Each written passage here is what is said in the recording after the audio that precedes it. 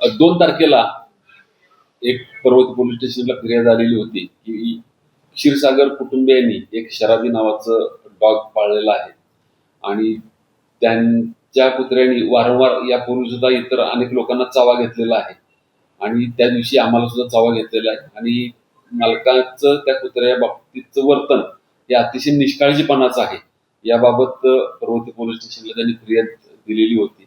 त्याप्रमाणे पर्वती पोलीस स्टेशनला तो गुन्हा दाखल झालेला आहे. BNS 291 प्रमाणे हा गुन्हा दाखल केलेला आहे.